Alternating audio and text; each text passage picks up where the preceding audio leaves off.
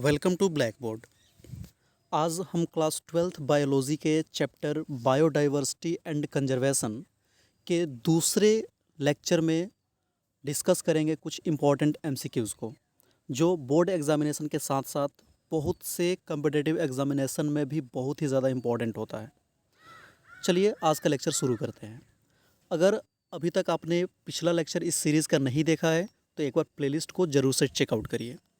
अगर आप हमारे इस YouTube चैनल पे आने वाले सभी वीडियोस के PDF बिल्कुल फ्री ऑफ कॉस्ट डाउनलोड करना चाहते हैं तो हमारे टेलीग्राम चैनल को ज्वाइन करिए। यहाँ पे टेलीग्राम चैनल का हैंडल दिया गया है, इसको टेलीग्राम में सर्च कीजिए और ज्वाइन करिए।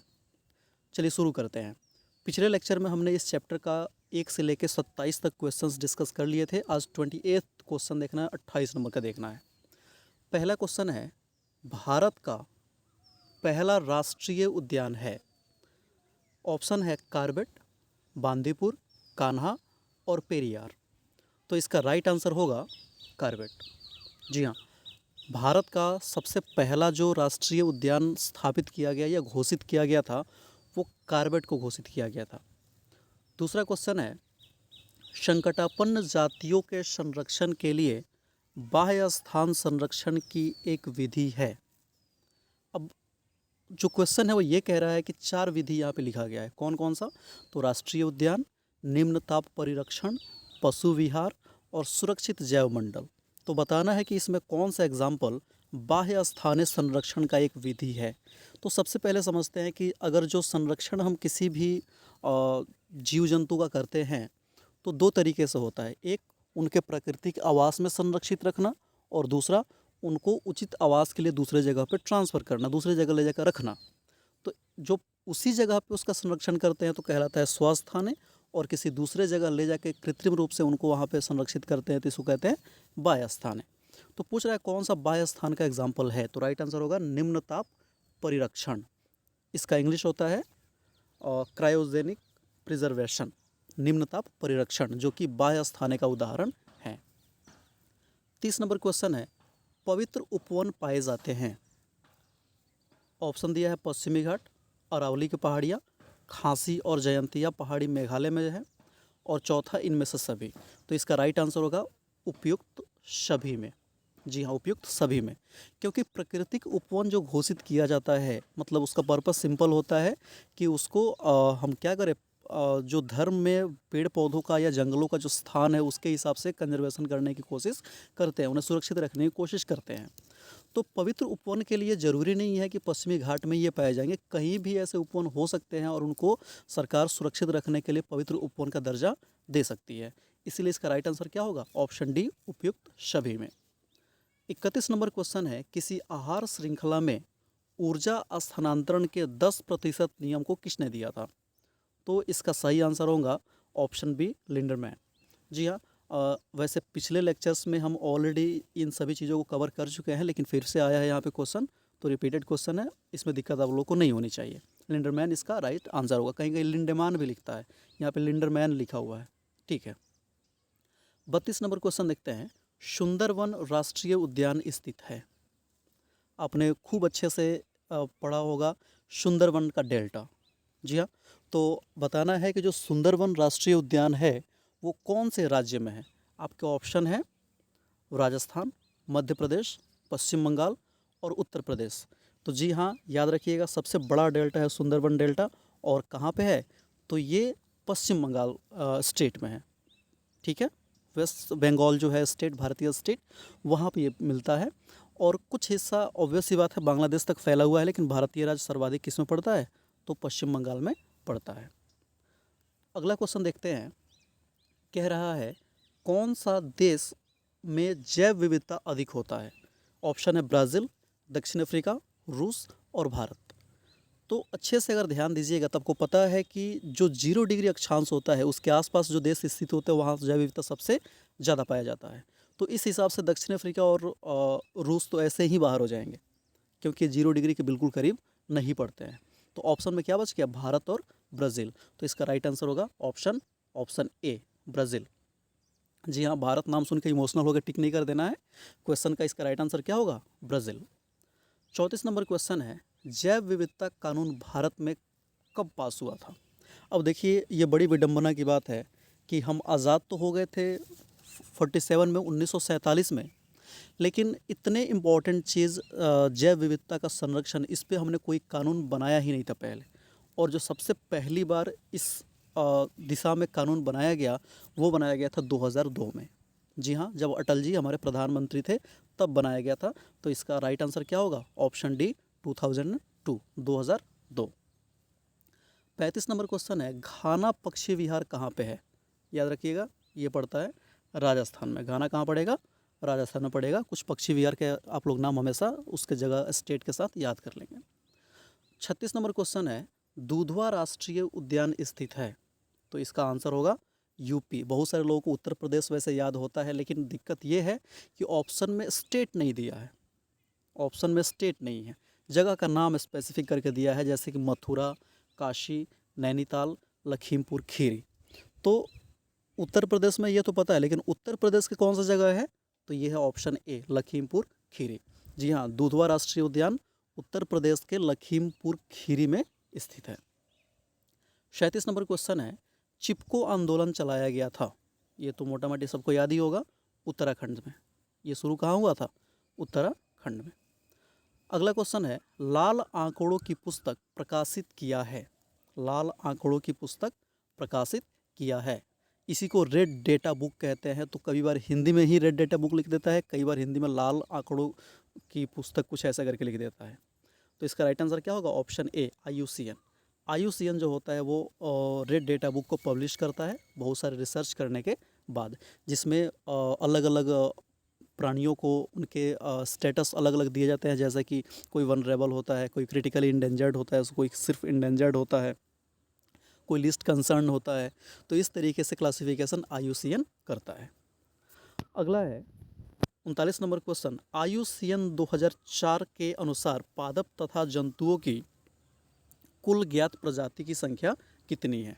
हमारे ऑप्शन है 15 लाख, दूसरा ऑप्शन है 12 लाख, तीसरा ऑप्शन है 20 लाख और चौथा ऑप्शन है 6 लाख।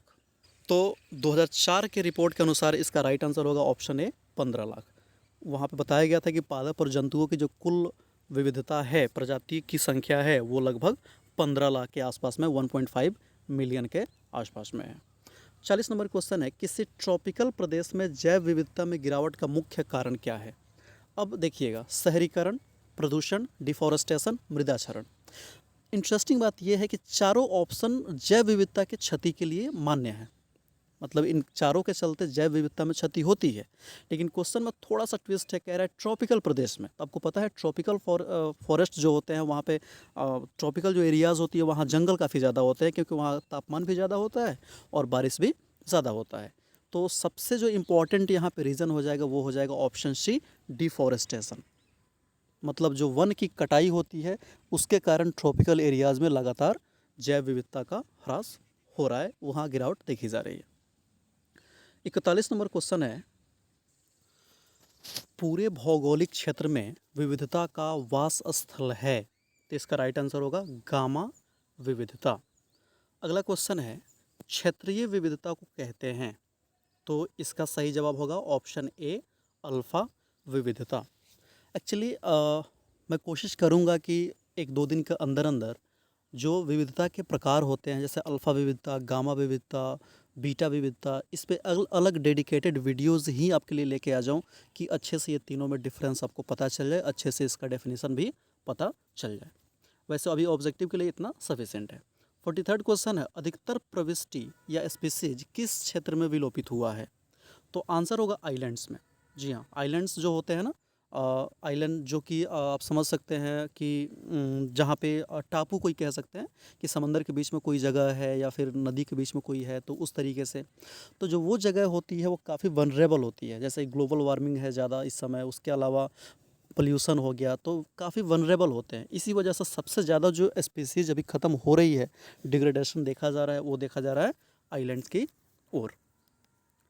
44th क्वेश्चन है, सापेक्ष जैविक संतुलन के ह्रास का कारण है? तो इसका सही जवाब होगा प्रदूषण।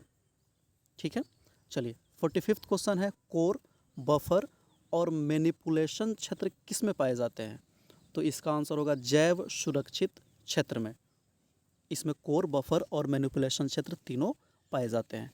एक बार मैं फिर से इसके लिए भी एक अलग से वीडियो लेकर आऊँगा जिसमें आपको अलग अलग, जैसे राष्ट्रीय उद्यान क्या होते हैं, बोटेनिकल गार्डन क्या होता है, जूलॉजिकल गार्डन क्या होता है, इन सभी में एक बार अंतर समझना आपके लिए आसान हो जाए। तो जल्दी मैं प्रयास करूँगा इसके लिए भी वीडियोज़ आ जाए। 46 क्वेश्चन है, निम्नलिखित में किसकी प्रजाति संख्या सबसे अधिक है? ऑप्शन है पक्षी, आवृतबीजी, कवक और कीट। तो सही जवाब होगा इसका कीट। जी हाँ, कीटों की संख्या सर्वाधिक है। पूरे अगर ब्रह्मांड में देखा जाए तो कीट सबसे ज़्यादा संख्या में पाए जाते हैं। 47 क्वेश्चन है, वह जंतु, अच्छा ध्यान रखिएगा कि जो जंतुओं का विभाजन है उसके हिसाब से कीटों की संख्या सबसे ज़्यादा पाई जाती है। अब आप लॉजिक देके ये मत कहिएगा कि वायरस वगैरह की संख्या सबसे ज़्यादा है, तो मैं जंतुओं के विभाजन के हिसाब से बात कर रहा हूँ। 47 क्वेश्चन है, वह जंतु जो अपने शरीर के 1/3 भार के बराबर जल की कमी सहन कर सकता है। ये ऑलरेडी पिछले लेक्चर में हम लोग डिस्कस कर चुके हैं। राइट आंसर होगा ऊँट। जी हाँ, ऊँट पानी की काफ़ी ज़्यादा क्षति को भी बर्दाश्त कर सकता है। 48 क्वेश्चन है, वन्य जीवन संरक्षित है।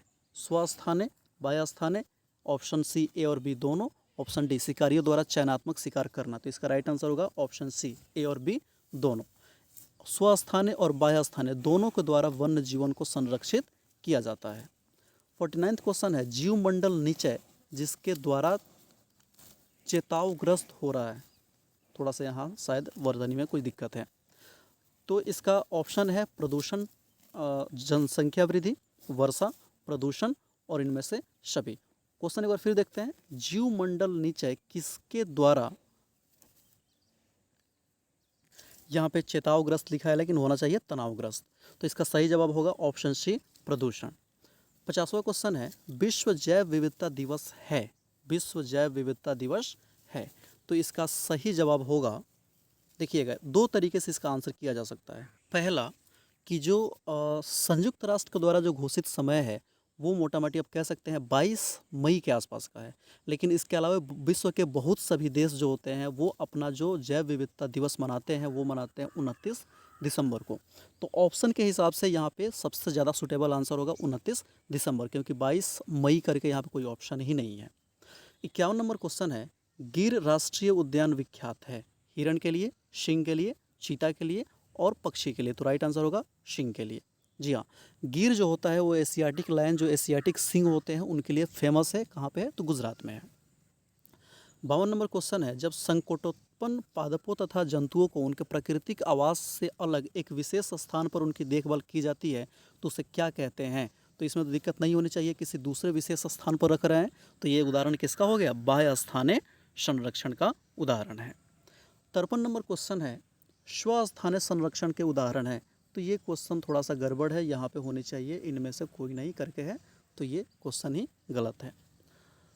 अगला है 54 नंबर क्वेश्चन, पृथ्वी सम्मेलन किस वर्ष आयोजित हुआ था? पृथ्वी सम्मेलन किस वर्ष आयोजित हुआ था? तो ऑप्शन देखते हैं 1972, 1992, 1952, इनमें से सभी। तो याद रखिएगा जो पहला पृथ्वी समिट हुआ था, अर्थ समिट हुआ था, वो 1992 में हुआ था। देख रहे हैं यहाँ पे ऑप्शन है, ऑप्शन बी 1992 में। और ये पृथ्वी समिट पहला हुआ कहाँ था? तो ब्राज़ील का एक शहर है रियो डी जेनेरो, वहाँ पे ये आयोजित किया गया था। याद रहेगा, ब्राज़ील के शहर रियो डी जेनेरो में कब हुआ था? तो 1992 में हुआ था पृथ्वी सम्मेलन, जिसका नाम दिया जाता है। अच्छा, 53rd क्वेश्चन को एक बार फिर से थोड़ा क्लियर कर दिया जाए। स्वस्थानीय संरक्षण के उदाहरण है जंतु उद्यान, वनस्पति उद्यान, जीव सफारी पार्क, इनमें से सभी। अब ध्यान दीजिएगा, इनमें सभी तो होगा नहीं, क्योंकि वनस्पति उद्यान और जंतु उद्यान तो स्वस्थानीय है नहीं।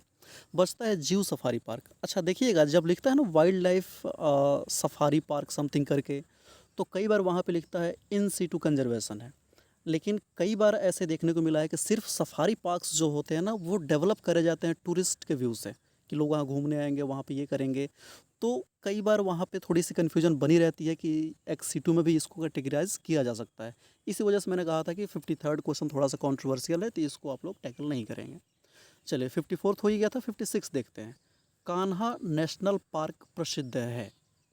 ऑप्शन है कान्हा नेशनल पार्क प्रसिद्ध है। अब चलते हैं इसके ऑप्शन की तरफ हम लोग। ऑप्शन है पक्षियों के लिए, गैंडों के लिए, बाघ के लिए और मगरमच्छ के लिए। तो इसका सही आंसर होगा ऑप्शन सी, बाघ के लिए। जी हाँ, कान्हा जो है वो बाघ के लिए फेमस है। कर्नाटक में बांदीपुर स्थल प्रसिद्ध है। 56 नंबर क्वेश्चन है, कर्नाटक में बांदीपुर स्थल प्रसिद्ध है। पहला ऑप्शन है हाथियों के लिए, दूसरा है हंगुल के लिए, तीसरा है चीतों के लिए और चौथा है मोर के लिए। इसका आंसर देखते हैं। तो ध्यान दीजिएगा, जो कर्नाटक का बांदीपुर है, अच्छे समझेंगे, कर्नाटक का जो बांदीपुर राष्ट्रीय उद्यान है वहाँ पे सिर्फ हाथी ही नहीं पाए जाते हैं या सिर्फ चीता ही नहीं पाए जाते हैं। तो इसलिए इसका राइट आंसर क्या होगा? ऑप्शन ए और सी दोनों, हाथी और चीता दोनों। सॉरी, यहाँ पे इसका चीता आंसर नहीं होगा क्योंकि चीता तो भारत में है ही नहीं। तो कर्नाटक के बांदीपुर में जो पाए जाने वाले जानवर हैं वो एक्चुअली ज़्यादातर जो सबसे अधिक संख्या पाई जाती है वो पाई जाती है हाथियों की। तो इसका सही जवाब हो जाएगा ऑप्शन ए। आई होप आपको काफ़ी हेल्पफुल लगा होगा। Thank you for watching. Thank you very much.